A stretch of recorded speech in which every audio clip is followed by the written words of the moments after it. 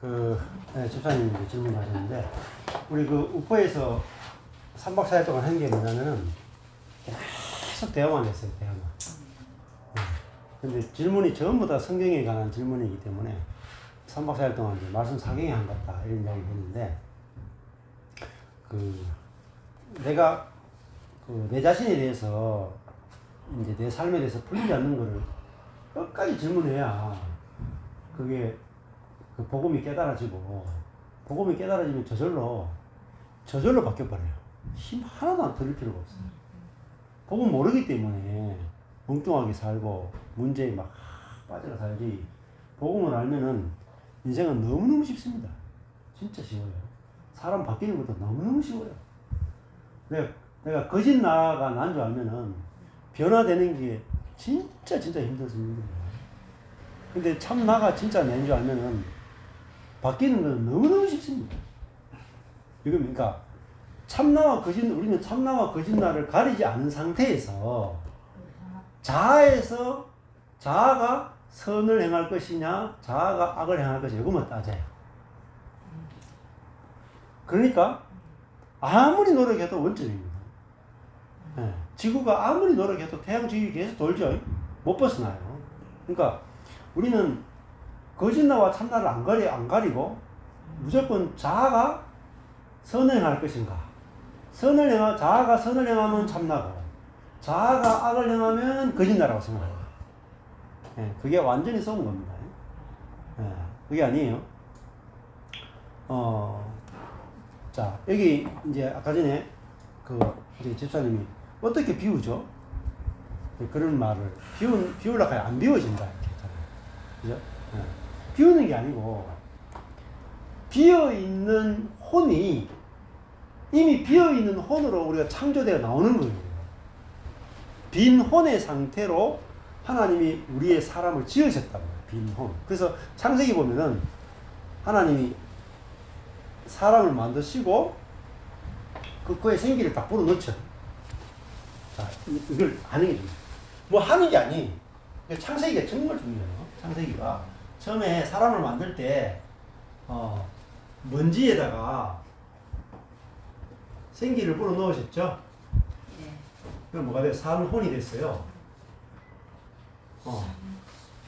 이 산혼이라고 하는 게 뭐냐면은 이 상태예요. 비어있는 혼의 상태. 이게 첫 창조예요. 이게 타락 이전의 아담의 상태. 이걸 루터 같은 경우에 이거를 뭐라고 말하냐면은 소극적 자유의지라고 불러요. 소극적 자유의지. 우리는 타락 이전에 아담이 어떤 상태였는지 신학자들에 관해 의견이 굉장히 분분합니다. 타락 이전에 아담은 어떤 상태였을까? 타락 이전에 아담은 루터 같은 경우에 생각하기를, 루터는 반대로 알미니안 계통, 알미니우스나 이런 사람들은, 반대되는 사람들은 타락 이전에 아담은 어떤 상태냐면은 자유의지의 상태라고 합니다. 적극적 자유의지. 자, 들어보세요. 우리가 지금까지 여기 계신 분들이 대부분 장로교에서, 대구에 사는 분 대부분 장로교에서 살아요. 통합적, 합동적 다 장로교예요. 장로교는 루터와 칼빈에 가까워요. 네. 근데 알미니우스 계통은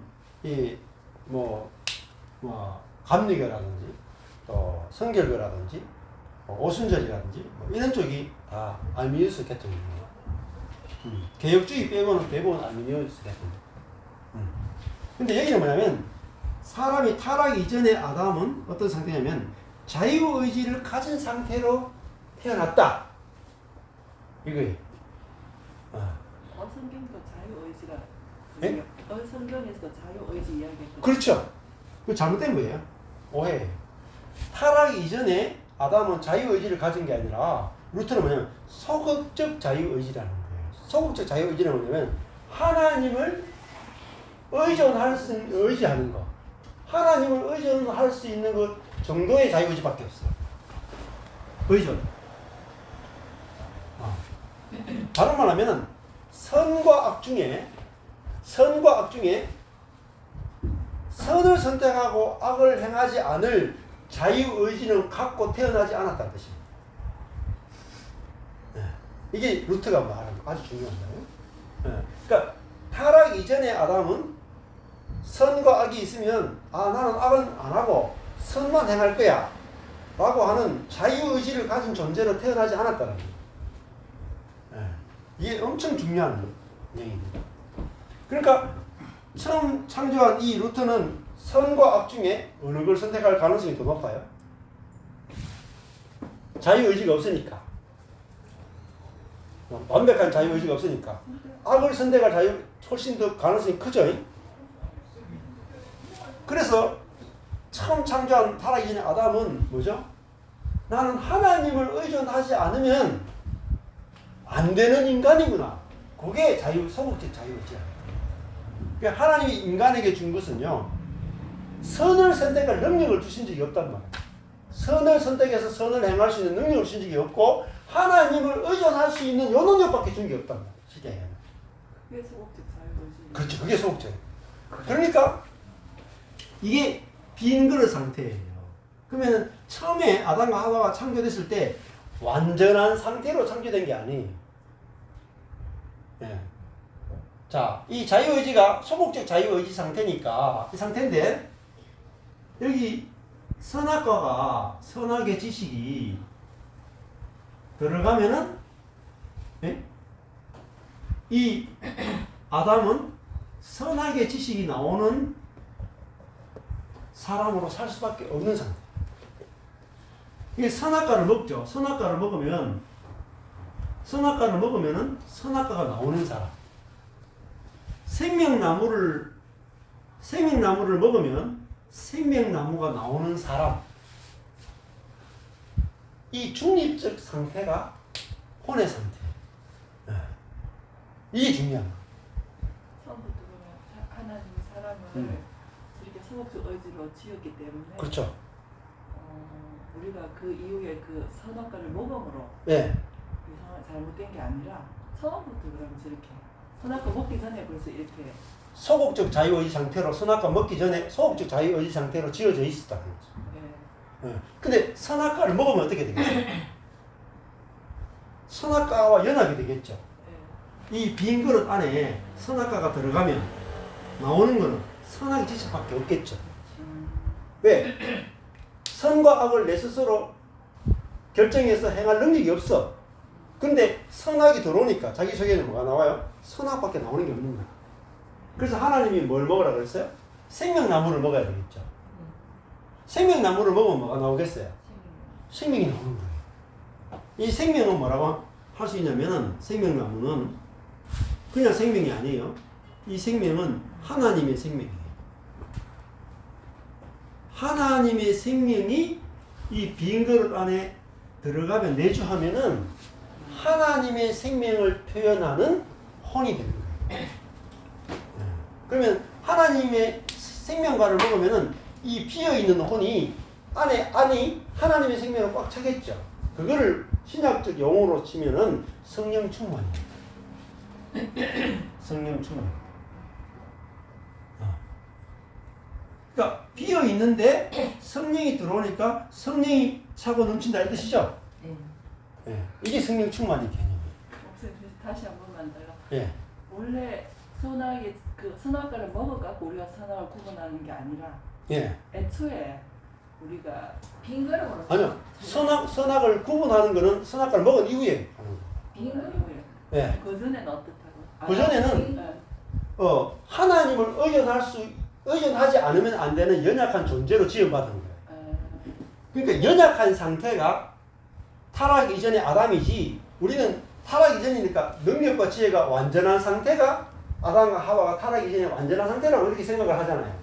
그게 아니라는 거예요. 완전하지 않으니까 성악을 안 먹으면 그렇죠. 생기를 불어넣는 건 그럼 어떤 거예요? 네. 혼을 불어넣는 거예요? 뭐를 불어넣는 거예요? 생기를?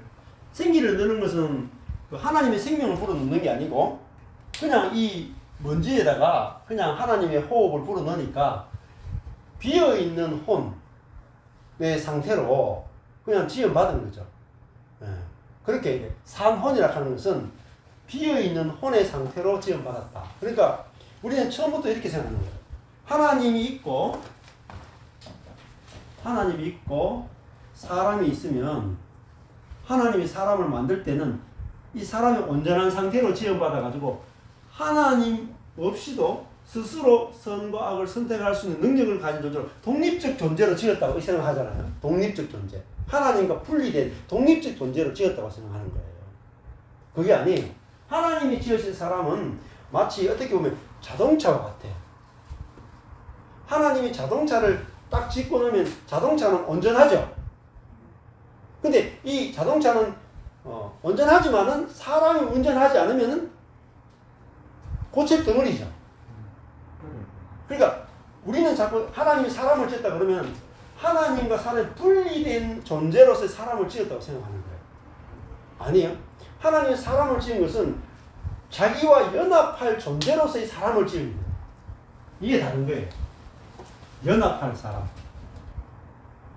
그리고 쉽게 하면 자동차죠. 자, 자동차는 소극적 자유의지를 가지고 있죠. 안 그렇습니까? 그럼 혼의 상태. 자동차가 자기 스스로 막 가요? 자율주행차는 아직 덜 나왔어요. 자동차는 운전자를 의지할 수밖에 의지해야만 되는 그 소극적 자유의지밖에 없죠.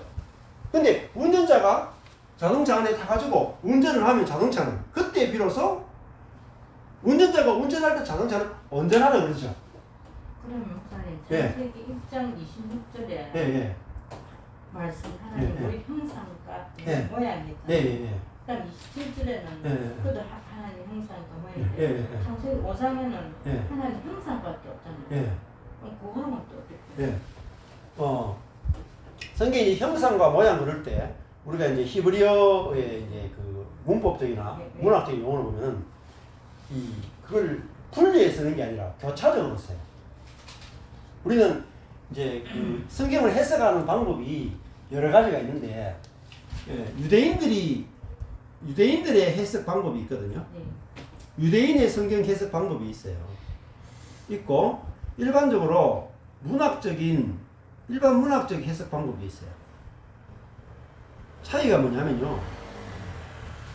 유대인들의 성경 해석 방법은 만약에 하나님의 형상과 모양 이렇게 단어가 나왔어요. 그러면 유대인들은 성경 해석 방법이 뭐냐면 형상과 모양은 다른 것이다 라고 생각을 해요. 형상과 모양 이렇게 했으면 왜 형상이라고만 말하지 형상과 모양이라고 했을까? 형상과 모양은 다른 뜻이다 라고 전제하는 게 유대인들의 일반적인 성경 해석이에요. 근데 이제 유대인이 아니라 후대에 오면은 성경을 이제 문학적으로 점점 보기 시작하면서 형상과 모양이라고 하는 단어가 상호 교차적으로 사용된다는 거죠. 어떨 때는 형상이라고 그랬다가 어떨 때는 모양이라고 그랬다가 교차적으로 사용된다는 거죠. 그래서 형상과 모양이 우리가 보면은 특별하게 다른 뜻이 있는 게 아니라 같은 의미로 쓸 때가 많다는 거죠. 이거는 좀 더 연구를 해보셔야 돼요. 내가 성경을 전체를 이 형상과 모양이라는 단어가 나오는 성경을 전체를 다 직접 찾아보면서 한번 고민을 해보셔야 돼요. 네. 저도 워치만니 책을 읽으면서 사람의 마음 카르디아하고 또 누스하고 이런 것들 있잖아요. 단어 차이가 있는 거 쫙 다 찾아보고 이랬거든요. 그래서 이런 것들을 본인이 직접 한번 깊이 있게 찾아보셔야 돼요. 제가 제가 생각하고 목사님 말씀하는 거 예. 조금 차이 난다는 게 아니고 그런 게 있어서 차이가 있을 겁니다. 여기에 대한 해석은 굉장히 많습니다. 형상과 모양이 뭐냐? 우리 신학교에서 배울 때는 형상과 모양을 어떻게 해석하냐면 하나님의 형상과 모양 곧 남자와 여자로 창조하시고 이렇게 나와요. 그러면은 하나님의 형상과 모양 곧 남자와 여자 이렇게 있죠. 신학교 교수들이 이걸 가지고 해석할 때 요즘 최근에 해석이 뭐냐면은 하나님의 형상과 모양으로 사람을 창조한다는 것은 남자와 여자로 창조하는 것과 똑같다 이렇게 말해요. 그건 무슨 말이냐면은 남자와 여자가 연합되어야만 생명이 나오잖아요. 자, 남자만 있으면 다 죽어, 인류가 다 죽어요. 여자만 있으면 다 죽죠. 같이 있지 않으면 죽죠. 뭐 하나님의 형상과 모양이 뭐냐면 하나님은 하나님만 계시면 안 돼. 사람이 있어야 돼요. 하나님, 영이신 하나님이 몸을 갖고 있는 사람과 연합되어야 사람을 통해서 하나님의 형상으로 하나님의 생명으로 살아내는 사람이 나온다는 거예요. 그래서 하나님의 형상과 모양을 곧 남자와 여자가 연합되어야 생명이 생육하고 번성하여 땅을 충만하는 것처럼 하나님과 사람이 연합하는 존재로 지어받았다. 이렇게 해석하는 경우도 최근에 아주 신빙성 있게 해석을 많이 이야기하고 있습니다. 이런 것들은 자꾸 내가 성경을 보면서 다양한 각도에서 성경을 많이 보는 것도 필요합니다. 그리고 더 중요한 거는 뭐냐면은 성경 해석보다 더 중요한 거는 실제가 중요해요.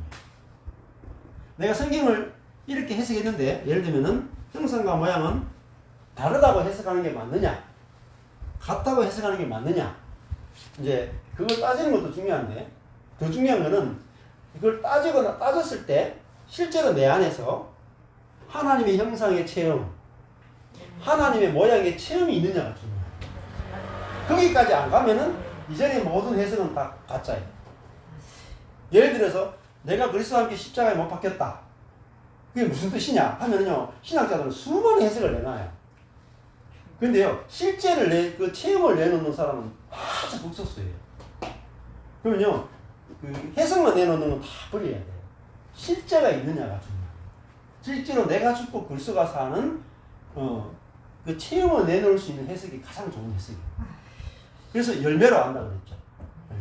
그래서 성경을 해석할 때는 반드시 이게 내 안에서 완전하게 체험이 되느냐 안 되느냐 그걸 보고 따라가셔야 돼요. 자, 그걸 성경 해석에서 엄청 중요한 원리입니다. 자, 그러면요, 신학 공부해보면 머리 터집니다. 왜냐면 성경에 주석이 있잖아요. 주석.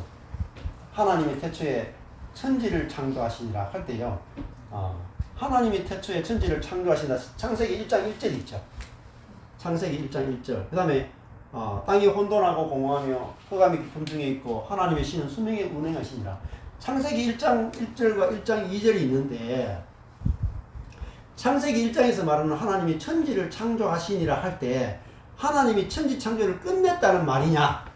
재창조설만 예. 아니면은 이거는 대전제를 말했고 이때 2장부터 창조를 시작한다는 말이냐? 이 다 창조된 안에서 다시 창조한다는 말이냐? 여기도 해석이 달라요. 그러면 우리가 어느 해석이 맞다라고 선택을 어떻게 할까요? 선택을 못합니다. 거의. 신학자들 책 써내기 나름이에요. 그 중요한 거는 나에게 이 해석이 중요한 게 아니라 나에게 이 체험이 있느냐 하는 게 아주 중요합니다. 그 신학 해보면은 특히 목사님들이 이제 설교를 준비하는데 주석을 보잖아요. 주석 이런 거. 맨날 와요. 나는 아침에 가면 맨날 주스. 그 봐봤자 소용없어요. 왜? 다 다르게 설명합니다. 똑같은 성경 가지고 다 다르게 설명해요. 어느 해석이 옳다라고 잡아낼 수가 없습니다. 너무 해석이. 요한계시록 해석하잖아요. 요한계시록. 해석이요, 수십 가지입니다. 절대로 잡아낼 수가 없어요. 요한계시록 해석이 절대적으로 이것이 옳다 말할 수 있는 해석이 없어요. 통일이 안 돼요. 절대 통일이 안 돼요. 근데 중요한 거는 그 요한계시록을 해석을 잘했느냐 못했느냐 중요한 게 아니라 요한계시록에서 말하는 그 체험이 내한테 있느냐. 그 체험이 얼마나 진실되느냐가 중요해요. 성경 전체와 연결해서. 말씀이 내한테 체험이 느껴져야 되네. 예. 체험이 안 되면은 안 되면, 그거는 뭐 예. 해석 하나만 합니다. 그렇죠. 자, 이게 굉장히 중요한 거예요. 그래서 그러니까 우리가 처음에 타락 이전의 아담의 상태가 빈 혼의 상태라는 거예요. 이것이 하나님 만드신 타락 이전의 원형의 사람이다. 그럼 여기다가 선악의 나무가 들어가면 뭐가 나오겠어요? 당연히 이 컵에 조금 전에 제가 물을 부었거든요. 이 물이 들어가기 이전의 컵이 타락 이전의 원형의 아담이에요. 그러면 물이 들어갔으니까 물이 나오겠죠. 선악과가 들어갔으니까 선악과가 나오겠죠. 그러면은 선악과가 아담은 아닙니다. 이걸 잘 아셔야 돼요. 선악과가 아담이 아니고 비어있는 혼이 아담이고 이게 참 사람입니다. 그래서 하나님이 사람을 포기하지 않으시죠. 왜? 안에 있는 사단을 선악과를 뽑아내고 여기다가 하나님 자신이 들어가 사시면 되잖아요. 그래서 이 컵 안에 있는 내용물은 타락을 시킬 수가 있어요. 사단이.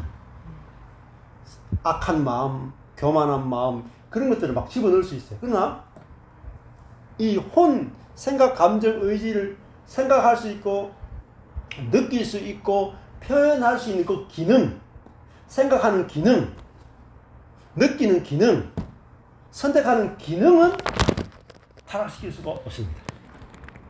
네. 그게 나예요. 네.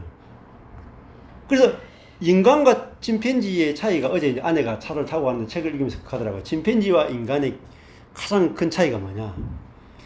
이렇게 그림을 그려놓잖아요. 그림을 그려놔요. 그럼 침팬지는 원밖에 인식을 못해요. 있는 거. 근데 사람은요, 이 원 안에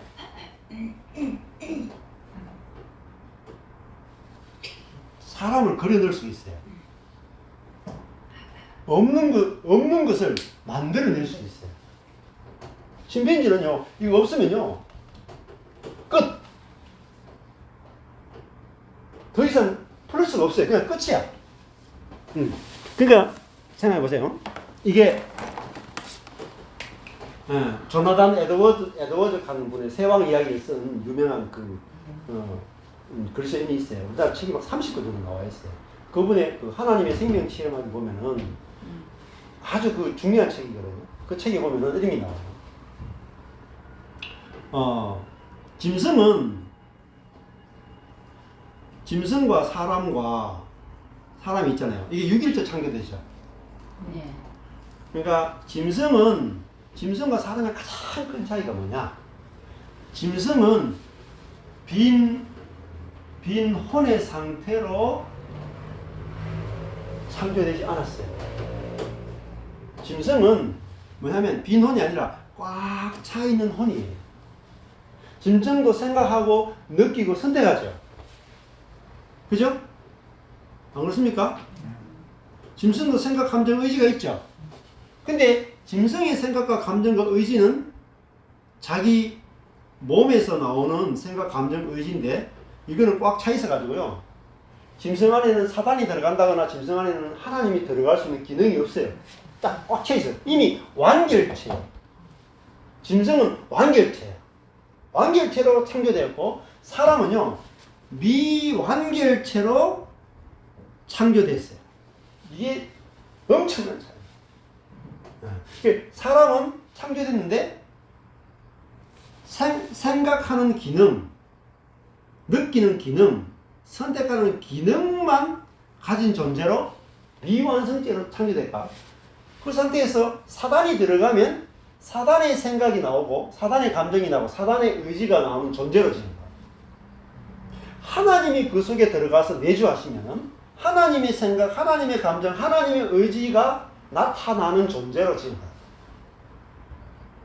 그래서 우리는 원래는 지음받을 때 아담과 하와는 이 미완결체로서 소극적 자유의지로서 하나님의 생명 나무를 먹고 하나님의 생명이 생각하는 기능을 지배하고 감정의 기능을 지배하고 의지의 기능을 지배해서 하나님의 생명으로 살아가는 존재로 지어받은 거예요. 이게 인간이 모든 천하 만물보다 귀한 이유가 하나님과 연합할 수 있는 우주적인 배필로 지어졌다. 배필.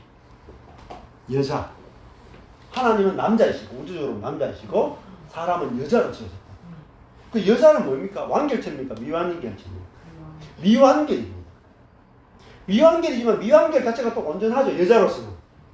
그래서 남자와 연합될 때 여자 속에 생명이 잉태되고 자기 속에서 생명이 나오는데 여자만 나오는 것이 아니라 남자까지 나와버리죠.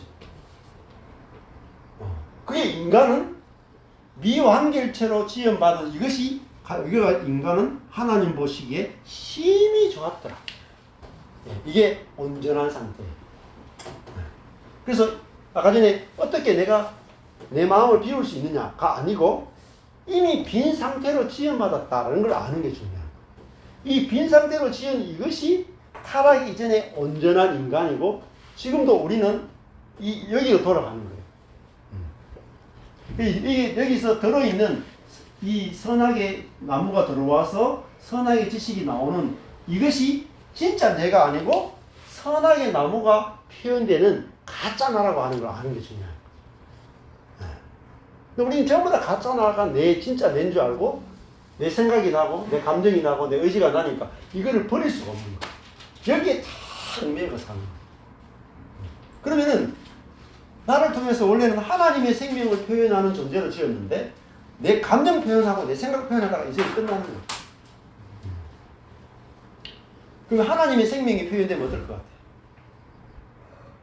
하나님의 열매가 맺히는 겁니다. 성령의 열매가 맺히는 겁니다. 성령은 하나님의 생명입니다. 그래서 우리는 처음부터 빈 그릇으로 창조됐다. 그래서 우리가 복음은 십자가는 뭐냐면 여기 들어있는 것을 다 제거하고 빈 그릇의 상태로 우리를 딱 회복시키는 그게 십자가예요.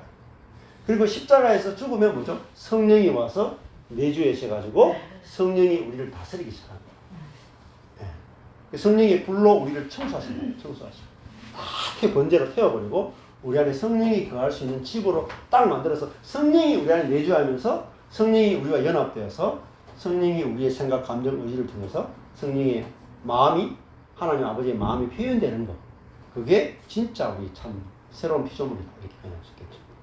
그때 그게 선택적인 거예요. 예수 믿는 사람만 이렇게 되는 거고 안 믿는 사람은 저런 상황으로 되는 거 아닌가요? 모든 사람이 다 될 수가 있어요. 온 인류. 그게 온 인류입니다. 온 인류인데 주님이 온 인류에게 다 이루어 놓으셨는데 그래서 듣는 게 중요한 거예요. 이루어진 일이 들려지는 사람은 내가 지금까지 살았던 나는 가짜였고 하나님의 생명으로 살아가는 게 진짜구나. 예수님이 이미 2000년 전에 이루어 놓으신 거예요. 그래서 주기도문을 보면은 뜻이 하늘에서 이루어진 것 같이 이루어져 있죠. 그러면 땅에서 이루어진 것이 땅에서 뭐죠? 이루어지다. 내게 이루어지. 그럼 이미 뜻이 이루어져 있는 거예요. 그렇게 하면 이제 굉장히 좀 예수 믿음으로 인하여서 내가 구원받고 그런 계속 그렇게 우리가 그렇게 하잖아요. 근데 저렇게 되면은 좀 헷갈려지는 거. 믿는 거 맞죠? 왜냐면은 예수님이 다 이루어 놓으셨잖아요. 우리가 거짓 자아가 이미 죽었고 참 자아가 이 진짜 자아인 것을 이미 예수님이 십자가와 죽고 부활하시고 승천하심으로 이걸 이루어 놓으셨죠. 근데 우리가 이걸 듣고 제가 지금 말씀드렸잖아요. 듣고 처음에가 뭐냐면 알아야 돼요. 로마서는 처음에 알아야 돼. 그래서 로마서 보시라니까요. 중요한 게. 자, 로마서 가보면은 제일 처음에 아는 게 중요한 거예요. 자, 듣고 제일 처음에 가면 로마서 6장 가보세요. 6장. 로마서 6장에 가보시죠.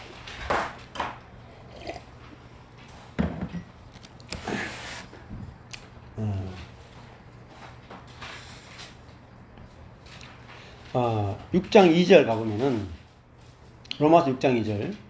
죄에 대하여 죽어야 하는 입니까? 죽어요. 죽은이죠. 이미 죄에 대해서 죽었죠. 뭐 내가 스스로 죄에 대해서 죽은 적이 있습니까? 없잖아. 그죠? 근데 이미 죄에 대해서 죽은 우리가 어찌 그 가운데 더 살리요? 그죠? 나는 죄에 대해서 죽은 적이 없는데 이미 죄에 대해서 죽었다 그러잖아요. 자, 3절에 무릇 그리스도 예수와 연합하여 합하여 세례를 받은 우리는 자, 예수 그리스도와 합하는 것을 안을고 믿는 것, 이걸 믿음이라 그래요. 그의 죽으심과 합하여 세례를 받은 줄을 뭐라 그래요? 알지 못하느냐. 그러니까 예수님이 십자가에 죽을 때 너의 옛사람도 죽었다는 것을 알지 못하느냐. 이게 1단계예요. 아는 거. 알려면 먼저요. 복음을 들어야 아는 거예요. 아는 거. 1단계. 너무너무 중요해요. 아는 걸 너무너무 강조한다니까요. 6절에 가보세요. 우리가 뭐라 그래요? 알거니와. 알거니와. 이게 중요하다니까요. 너무 로마서 너무너무 중요한 거예요. 안다는 말이요. 그럼 뭘 알아야 돼요? 우리 옛사람이 예수와 함께 십자가에 어떻게 되세요? 못 박혀야 됩니까? 못 박혔습니까? 못 박혔다 그러잖아요. 내가 내 옛사람을 십자가에 못 박은 적이 있습니까? 없습니까? 없잖아요. 그러니까 복음은요, 알기 어렵다는 것이 뭐냐면은 나는 아무것도 안 했는데 다 돼 있는 거라. 그러니까 이걸 알 수가 있나요? 아무것도 안 했는데 다 돼 있으니까. 이 복음은 듣지 않고는 알 수가 없는 거예요. 나는 아무것도 한 적이 없잖아요. 내 옛사람을 십자가에 못 박은 적이 없잖아요. 그죠? 죄에 대해서 죽은 적이 없잖아요. 근데 죄에 대해서 죽은 우리가 죄에 대해 죽었다는 거예요. 예? 옛사람이 예수와 함께 십자가에 못 박혔다. 언제 못 박힌 적이 있어요? 없잖아요. 우리가. 근데 우리 옛사람이 예수와 함께 십자가에 못 박힌 것은 이건 하나님이 하신 일이란 말이에요. 우리가 한 일이 아니라 하나님이 행하신 일이란 말이에요. 그게 복음이죠. 기쁜 소식이죠. 자, 왜 우리 옛사람이 예수와 함께 십자가에 못 박혔습니까? 이미 박혔죠. 박혀야지 무슨 문제가 해결돼요? 죄의 몸이 멸해지는 거예요. 우리 몸에 뭐가 있어요? 자기중심적인 죄가 있다 그랬죠. 그죠? 하나님처럼 되려고 하는 죄가 있다 그랬죠. 우리 몸에. 근데 죄의 몸을 멸망시키려면 뭐가 죽어야 돼요? 옛 사람이 죽고 끝나야 죄의 몸도 끝나는 거예요. 네. 근데 옛 사람이 이미 끝났음을 알아야 된다니까요. 알아야 된다. 네? 그래서 그래야 다시는 우리가 죄에게 종로로 타지 않게 되는 거예요. 내가 죄에게 종로로 타지 않으려고 몸부림친다고 죄에게 종로로 하지 않는 게 아니에요. 죄에게 종로로 타는 그 사람이 누굽니까? 옛 사람 아닙니까? 그죠? 근데 옛 사람이 십자가에 못 박혔습니까? 안 박혔습니까? 박혔잖아요. 근데 그걸 알아야 돼요? 몰라야 돼요? 알아야 된다고 이야기하잖아요. 이 알아야 된다는 게 어마어마하게 중요한 말입니다. 이 워츠만 리의 정상적인 그리스도인의 생활이라는 책이 있어요. 그 책이 로마서를 다 풀이한 책이에요. 로마서를. 근데 그 책에서 가장 중요한 게 뭐냐면은 알지 못하느냐. 알지 못하는 거예요. 그 책을 한마디로 딱 줄이면 알지 못하는 거예요. 근데 그 책 읽어도요, 몰라요. 목사님들조차도 정상적인 그리스도인 생활 10번을 읽어도 그 무슨 말하는지 잘 몰라요. 제가 오늘 설명드리는 거를 여러분 들어보세요. 진짜 중요한 겁니다. 진짜 중요한 거예요. 이것만 알면은 복음이 탁 떨어져요. 자, 옛사람이 내가 노력 전혀 안 했는데 예수와 함께 십자가에 못 박혔죠. 그러면 옛사람은 지금 죽어 있잖아요. 그럼 이거 뭐죠? 살아있는 거 이거는 허상이란 말이에요. 이건 내라고 붙잡으면 안 된단 말이에요. 안에서 살아있다 해서 생각하면 안 되겠네. 그렇죠. 그러니까 안 돼. 그렇죠. 아니 옛사람을 보면서 아직 안 죽은 내 살아있는 이러면 안 된단 말이에요. 내 눈에 보이는 그것이 진짜 아내가 아니란 말이에요. 그 옛사람은 십자가에 못 박혀 죽고 끝난 좀비란 말이에요. 좀비. 근데 그걸 죽고 끝난 걸 봐야 되는데 안 죽은 이게 진짜라고 자꾸 이야기하는 거예요. 안 죽은 만약에 아내가 무슨 잔소리 했다 그러면 안 죽은 제갈란 집사님은 뭐죠? 옛사람이죠. 내 눈에 안 죽었죠. 근데 하늘에서는요, 뭐예요? 죽어 있는 거라니까요. 하늘에서 죽어 있는 거라니까. 예수 그리스도 함께 십자가 못 박혀서 죽었다니까. 그럼 우리가 하늘에서 뜻이 하늘에서 이루어진 것처럼 뭐 해야 돼요? 땅에서도 이루어지다 해야 되지, 내가 그걸 성취하려고 그러면 안 된단 말이에요. 내가 옛사람을 죽이려고 그러면 안 된단 말이에요. 이미 죽고 끝난 것이 임해야 되는 거죠. 그죠? 그러면 임하는 데서 중요한 건 뭐냐면, 알아야 된단 말이에요. 이미 이루어진 일을 아는 거. 그거를 복음을 듣는다 하는 거예요. 그 전도라는 게. 전도의 미련한 것이 뭐냐면, 이미 하늘에서 이루어진 일을 듣는 거, 그걸 전도라고 해요. 그게 복음 선포라 그러고, 그걸 설교라 그런단 말이에요.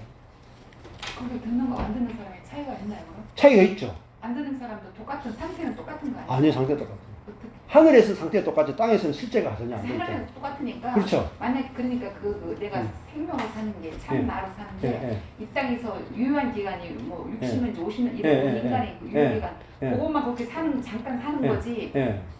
그 위에서는 하나님과 나라에서는 그게 뭐 이렇게 사단에 자기 중으로 살든 이렇게 예. 살든 예. 곧 우리 이 땅에 사는 곧 육체를 갖고 산 생명이 있는 한계만 그런 거지. 그래서 거기서는 상관없는 거 아닙니다. 그럼 구원이 연관되어 있는 거. 연결되어 있죠. 그게 구원입니다. 그럼 믿지 않는 자들을 구원하고 예. 구원받지 못하는 자들 그렇죠. 믿지 않는 자는 그게 이미 성취가 안 되죠. 믿어야만 성취가 되는 겁니다. 이미 해놓으셨다면서요? 해놓도 예를 들면은 로또가 당첨됐어요. 네. 안 찾으면 어떻게 됩니까?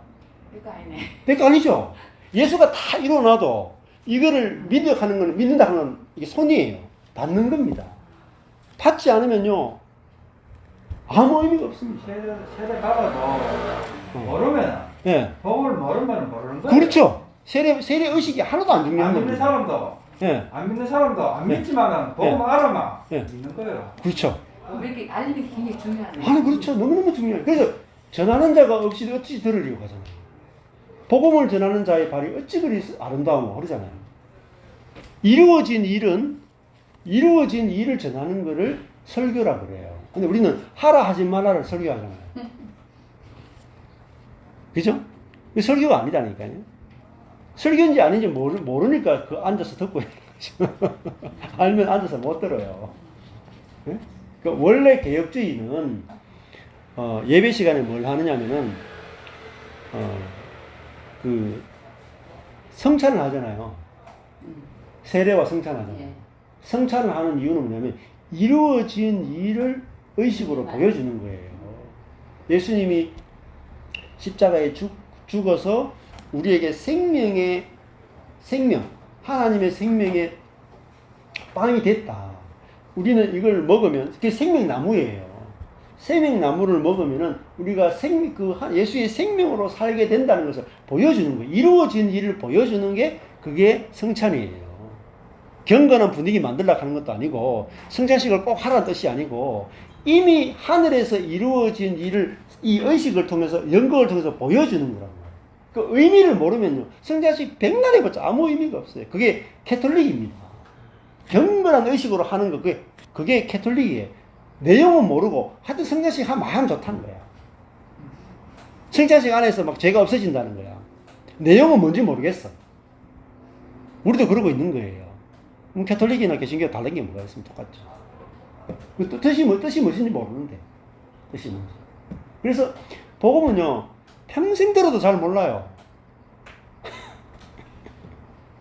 복음은 그만큼 어려운 겁니다. 그래서 여기도 세례요한이 다시 이제 조금 더 하면은 나중에 하늘에서 이루어진 일 이야기 나오는데 세례요한이 나와요. 좀 뒤에 보면 나오겠지만은 여기 알지 못하는 좀 더 들어보세요.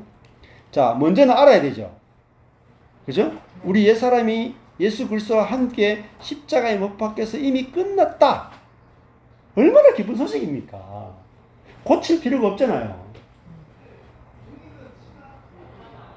죽을 뻔했는데 뭐 고칠 필요가 뭐 있어요. 안 그래요? 홍원사님 고칠 게 하나도 없다니까요.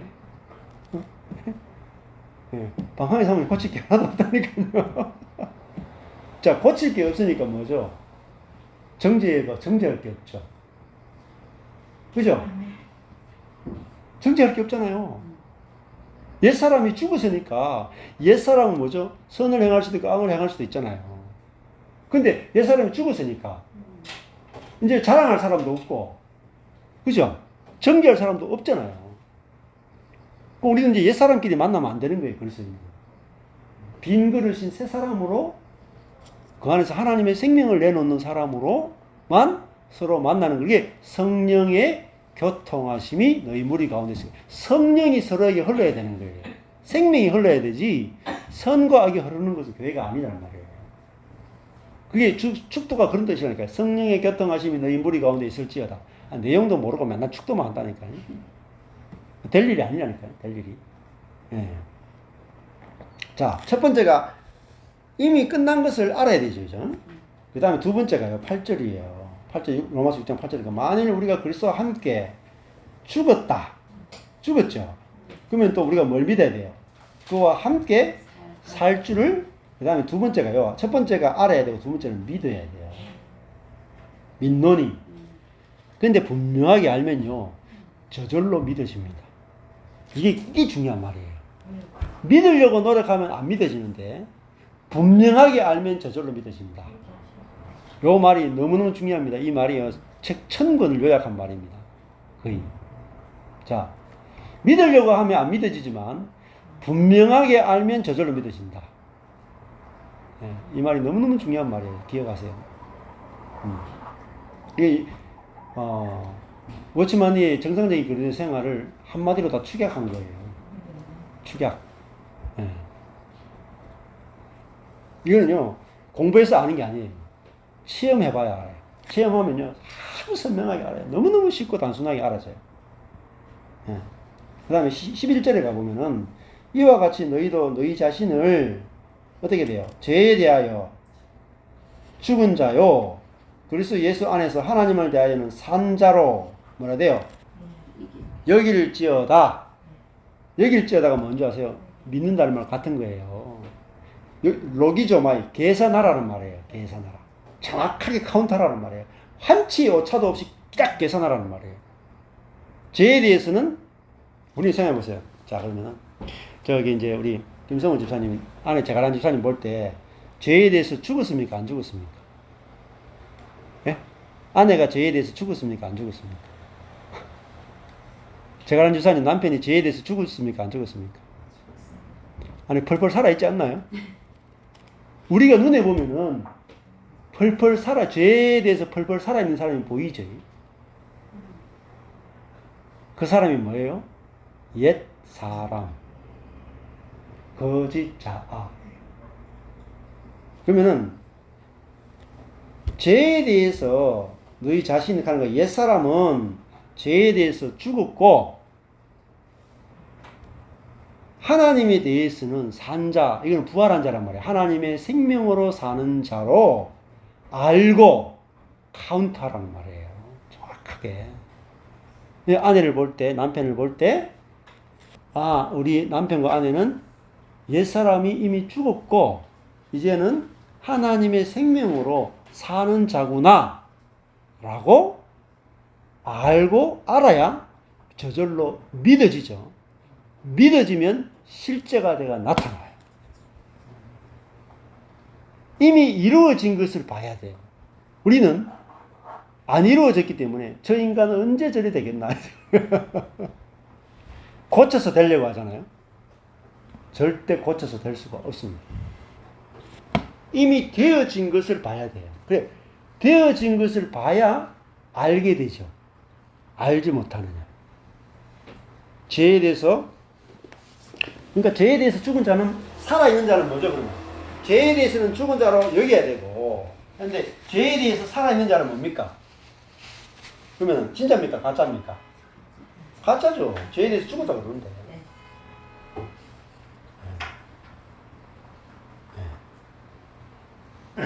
그래서 죄에 대해 살아있는 자는, 아, 이게 옛 자하고 가짜 자하구나. 이게 손댈 필요가 없구나. 끝났구나. 이게 진짜 내 자아가 아니구나.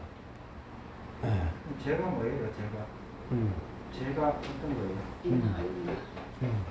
죄라고 하는 것은 이제 6장에서도 보면은, 죄라고 하는 것은 결국은 이 하나님이 만들어 놓은 이 빈 상태에다가 뭔가를 더하는 거예요. 네. 그러니까 보세요. 서곡적 자유의지를 가진 존재로 이 사람이 딱 지음받았잖아요. 그러니까 얼마나 연약해요. 하나님을 의존하지 않으면은 살 수 없는 연약한 존재로 지음받았죠. 그러면 예를 들면 집사님이 능력이 있는, 지금보다도 더 능력이 있는 존재가 되고 싶잖아요. 안 그렇습니까? 돈을 더 많이 벌거나 사업을 더 잘하는 사람이 되고 싶다는 생각이 없습니까? 가격 차있어요. 아니 없어요? 배웠어요. 목사는 더 능력 있는 목사가 되고 싶고, 엄마는 더 선한, 더 인정받는 엄마가 되고 싶고, 그런 게 있죠. 그게 뭔지 아세요? 빈 그릇 안에다가 뭔가 더 하는 거예요. 그 빈 그릇 안에 뭔가 선한 것을 집어 넣어놓고, 그 선한 것이 나라고 생각하는 그걸 죄라고 해요. 힘들어지는 것 같아요. 그렇죠. 생활이 힘들어지는 것 같아요. 네. 모든 게 힘들어요. 그게 만족이 안 돼요. 절대 만족이 안 돼요. 만족이 안 되면 안식이 없거든요. 그렇죠. 네. 예, 그렇죠. 예. 그러니까 죄라고 하는 건 뭐냐면 우리는 빈 그릇인데 하나님처럼 되려고 하는 게 죄예요. 그러니까 빈 그릇 안에다가 뭔가 선한 것을 집어넣어 놓고 나는 하나님처럼 선하다. 하나님처럼 자유의지를 가지고 있다. 그렇게 되려고 하는 걸 죄라 그런다니까요. 그 주면 회개하는 게 뭡니까? 이 안에 들어있는 것이 내가 아니고 나는 빈 그릇입니다. 이걸 회개라 그러는 거예요. 그건 들으니까 빈컵에 대해서 설교 들었는 이야기가 확 떠오르네. 네. 빈컵. 네. 빈컵이 네. 열쇠를 예를 들었지, 열쇠. 네. 열쇠를 예를 들었었는데 네. 그때 뭐라 그랬지? 열쇠가 네. 열쇠를 만들었는 그러니까 용도, 네. 컵의 용도, 열쇠의 용도 네. 그 이야기가 갑자기 생각나는데 네. 그러니까 하나님은 우리를 자동차로 만들었는데 우리는 내가 자동차라고 생각해보면 내 마음대로 움직이지도 못하잖아. 그죠? 그러면 내가 내 자신을 보니까 능력도 없잖아요. 완전하지 않잖아. 그래서 자동차가 끊임없이 속으로 뭐잖아. 자율주행 자동차 이렇게 생각하는 거야. 그게 완전하다는 거죠. 그거를 죄라 그래요. 근데 주인은 이 자동차를 만들어 놓고 내가 타고 내 마음대로 운전할 수 있는 자동차로 만들어 놨는데 나는 자율주행 자동차, 나는 바다에 가고 싶어, 바다에 가고 싶어 이렇게 생각하는 거야. 그거를 죄라 그래요. 그런데 그러면은 자기 기준은 자율주행 자동차가 온전한 자동차다 생각하잖아요. 온전한 사람이 생각하니까 자기가 만족이 되겠어요, 안 되겠어요? 영원히 만족이 안 되는 거라. 근데 하나님은 나를 자율주행 자동차가 아니라 하나님이 운전하면 완전한 자동차로 나를 지으셨구나. 그래서 나는 지금 아무것도 못하는 이 상태가 하나님이 운전하지 않으면 아무것도 못하고 그 자리에 있어가지고 고물이 될 수밖에 없는 이것이 내가 보기에는 불완전한데 하나님이 쓰시기에는 온전한 거랍니다. 자, 그 온전하다는 개념이 내가 보는 관점이 아니에요. 그래서 창세기 1장에 하나님의 보시기에 이 단어가 중요한 거예요. 하나님의 관점에서 심히 좋았더라. 그러니까 좋고 좋았더라. 최상급이에요. 그러니까 내가 내 자신에 왜 만족이 안 되냐면 내가 나를 쓰려고 하니까 만족이 안 되는 거라. 자동차가 스스로 자동차를 쓰려고 하니까 만족이 안 되지. 주인이 쓰시기에는 부족함이 없어요. 저희 인생을 생각하면 저는 제가 제 인생을 쓰기에는 좀 만족이 안 돼요. 지금보다 훨씬 잘생겨야 되고 훨씬 능력이 있어야 되고 그죠? 훨씬 더 건강해야 되고 훨씬 더 돈이 많아야 돼요. 제가 제 자신에게 만족하려면은. 근데 그 기준을 가지면은 만족이 안 되는 거예요. 뭐 튀어주면 또 더 하고 싶고. 그렇죠. 죽을 때까지 만족이 안 되면 성형을 해도 만족이 안 되고 돈을 더 가져도 만족이 안 돼요. 근데 나는 내가 내 자신을 위해서 내가 존재하는 게 아니라 나를 지으신 분을 자랑하기 위해서 내가 존재하는 거예요. 그리고 그러니까 하나님을 자랑하는 데는 내가 부족함이 없어요. 근데 내가 나를 자랑하려고 그러면 너무 부족해요. 이게 관점이 완전 달라지는 거예요. 우리가 이 옛사람은 자기중심적으로 모든 걸 보는 사람이에요. 근데 새사람은요, 하나님 사랑의 관점에서 모든 게 보여요. 하나님, 당신만 영광 받으시면 됩니다. 나는 어떻게 돼도 좋습니다. 그 마음이 우리 속에서 나온단 말이에요. 그러면요, 그 마음 때문에 우리는 행복하고 안식이 되고 만족이 돼요. 예를 들어 가지고 부부 생활 한다고 칩시다. 부부 생활 하는데 남편이 나는 가정 생활을 내 마음대로 하고 싶어. 나는 육아에 손도 안 대고 싶어. 예? 설거지에 물 안 대고 싶어. 그런 생각을 가지고 있다고 칩시다. 그러면 행복하겠습니까? 아내가 뭐 조금만 시키면 싸우고 불행하겠죠. 근데 그게 옛자아거든요. 자기중심적 옛자. 근데 그게 가짜란 말이에요. 진짜 자아는 빈 그릇이란 말이에요. 응? 그런 생각도 이런 생각도 없고 하나님이 내 안에 들어와서 하나님의 생명으로 작동되는 자동차. 그러니까 무슨 생각이 드느냐면 내가 결혼한 것은 나의 행복을 위해서라고 생각하죠. 안 그렇습니까? 내가 결혼하는 것은 내가 저 사람을 사랑하니까, 저 사람을 사랑하는 것이 나한테 행복하니까 내가 결혼한 거예요. 근데 그게 옛자라니까요. 우리 안에 하나님의 성령이 우리 가운데서 살게 되면은 뭐라고 생각하냐면, 내가 결혼한 것은 당신의 행복을 위해서요. 내가 결혼한 것은 우리 아이들의 행복을 위해서요. 그러니까 내가 이렇게 막 똥배가 나오고, 예? 여자들이 막 이렇게 막 얼굴하고 모든 주름이 들고 막 어깨가 아프고 막 몸이 이렇게 막 살이 찌고 이래도 내 행복이라는 관점에서 보면은 만족이 안 되잖아요. 그죠? 근데 우리에게 하나님의 생명이 있게 되면 참 자아는, 그래, 내가 죽어서 나는 흥하여야 하고 당신은 망하여야 하리라. 이게 세리요한의 고백이 그 하나님의 마음의 고백이라니까요.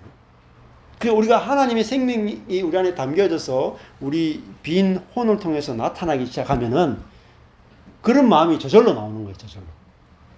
그러니까 이 결혼 생활은 나는 왜 남편으로 존재하느냐? 아내의 행복을 위해 존재합니다. 노력하는 게 저절로 나와요. 저절로. 나는 당신의 행복을 위해서라면은 내가 얼마든지 불행해도 좋습니다. 이걸 수련해서 되는 게 아니라 저절로 되는 거라고. 이 아름다운 게 목사님 책을 보면은 하나님 말씀을 움직이라 했거든요. 네. 억지로 막 움직이니까. 그렇죠. 그건 또 아닌 것 같아요. 그렇죠. 억지로 움직이면 안 됩니다. 움직일 수도 없습니다. 제가 네. 비교를 해가지고 설교 들어보면은 네. 어떤 설교의 책의 내용은 네. 힘은 막 생겨요. 네. 움직임 나름 생각이 드는데 지금 이야기 내용은 네. 그 내용이 아닌 것 같아요. 그렇죠. 내가 말씀을 움직이는 게 아니고 그렇죠. 그냥 빈 상태로 있으면은 네. 하나님 이제 이거는 네. 나가신다. 그 저절로 되는 거죠. 거기는 아름다운 성경 연구원의 목사님은 내가 뭔가 해야 되거든요. 말씀을 읽고 내가 그거를 말씀에 이야기한 것을 내가 직접 선포하고 내가 믿고 내가 뭔가 막 해야 돼. 그러면 어떻게 생기냐면 잘하는 놈이 생기고 못하는 놈이 또 생겨요. 우월감과 열등감이 계속 생깁니다. 그러니까 자꾸 그거 하면 칭찬하는 사람이 있고 책망하는 사람이 있죠.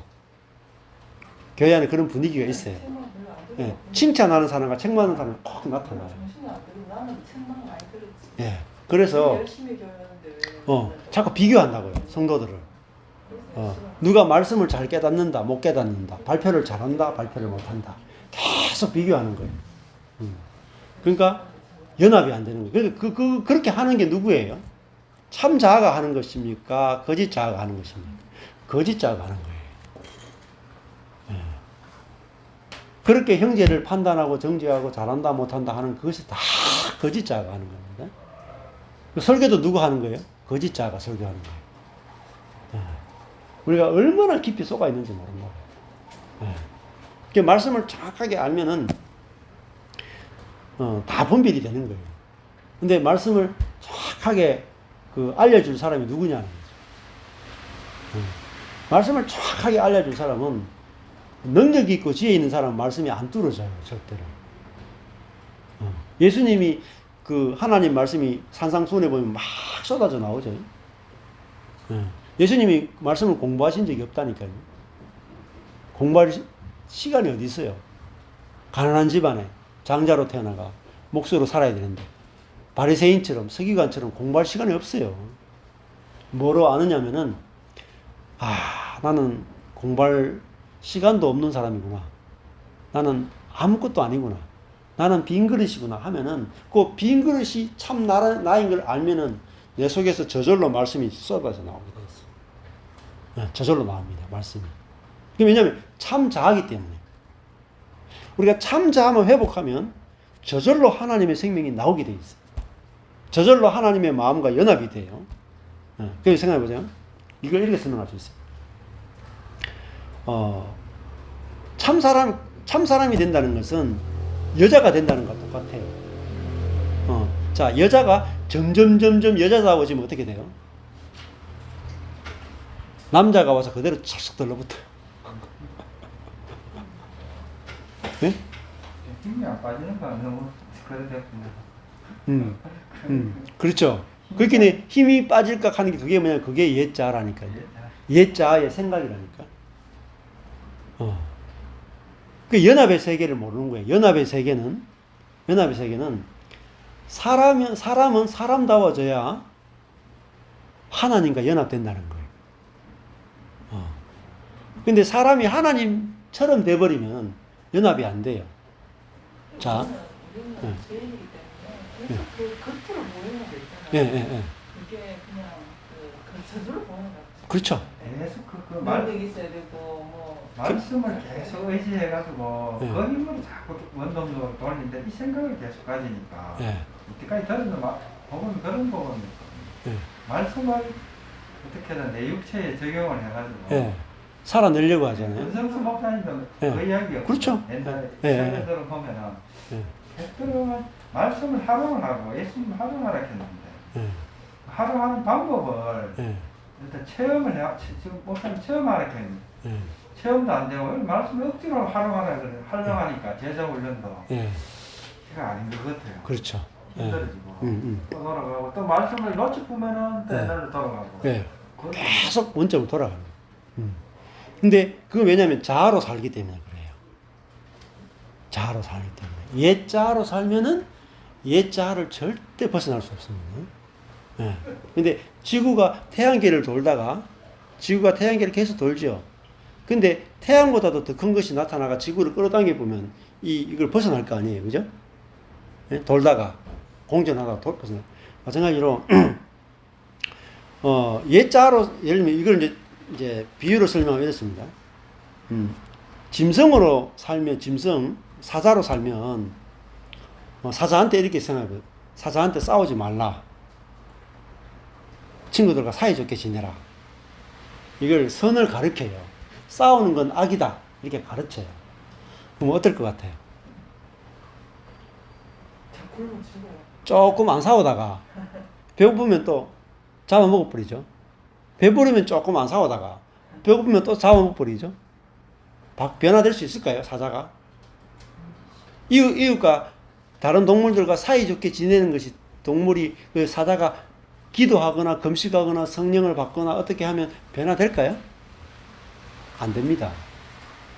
옛자는 성령 받아도 안 되고 죽어야 돼요.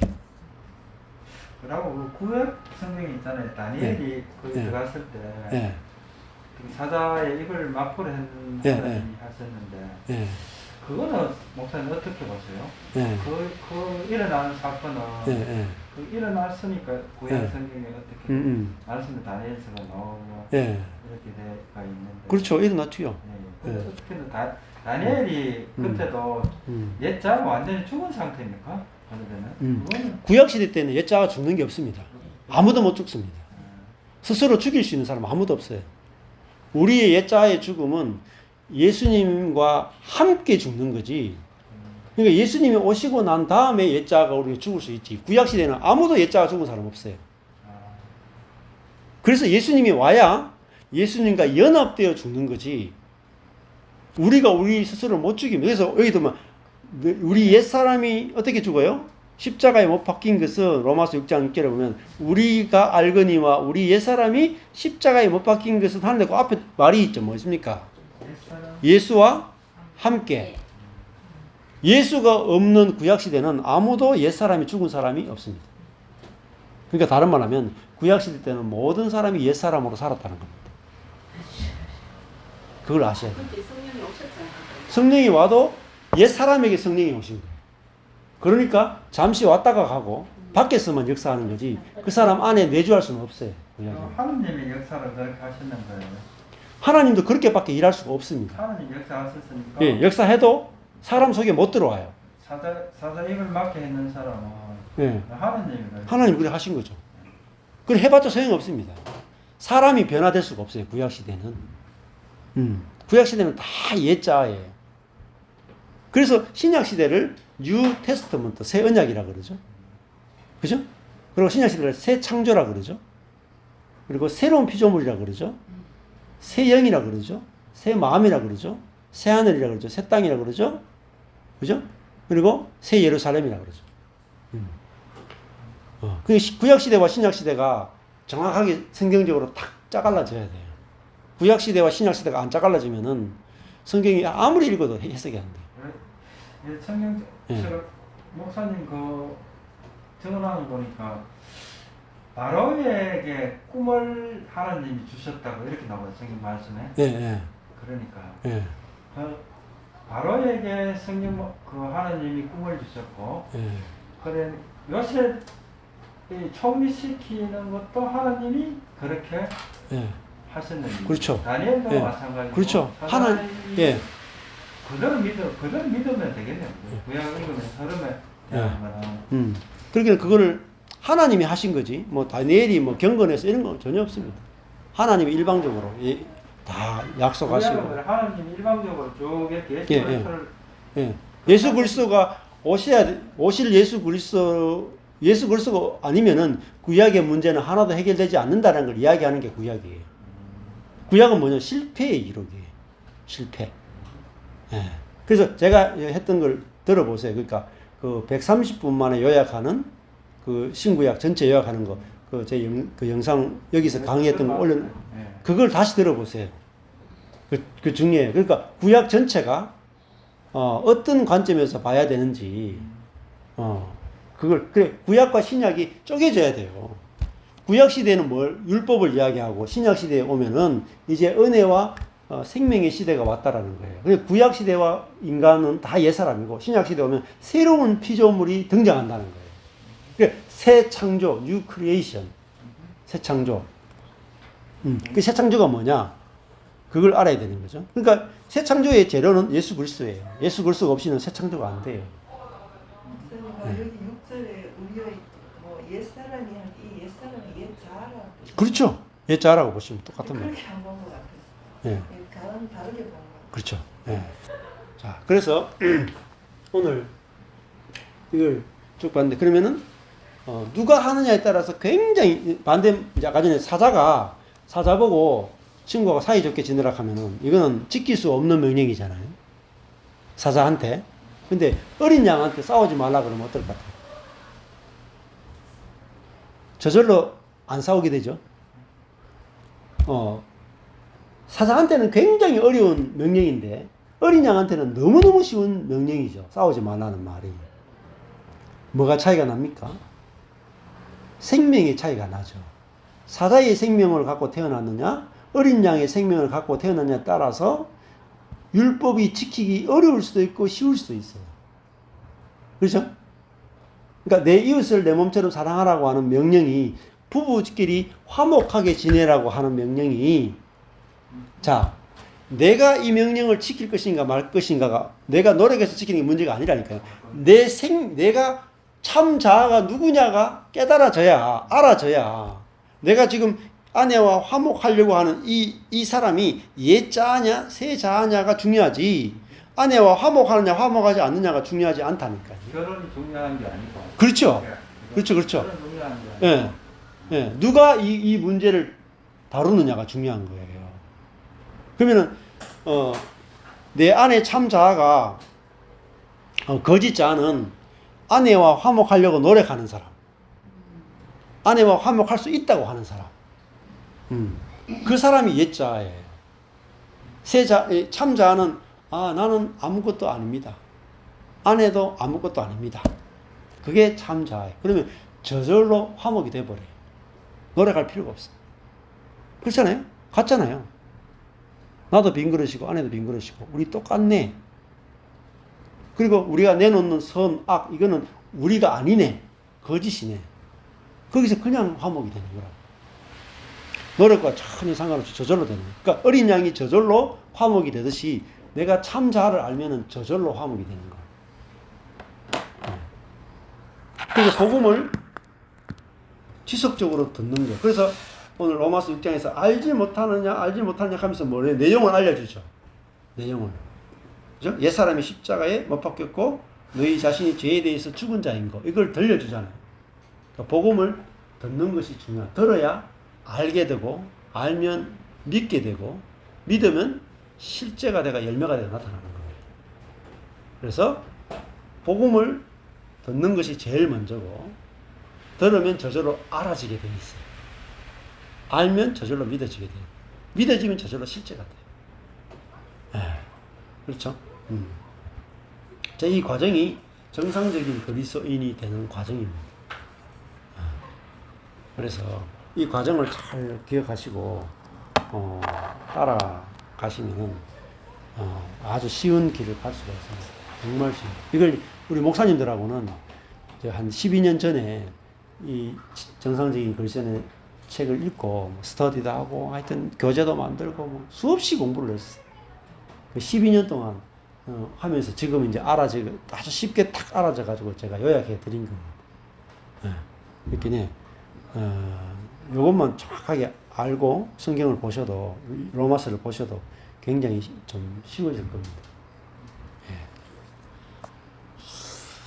감사합니다. 기도하고 마치겠습니다. 하나님 아버지 감사합니다.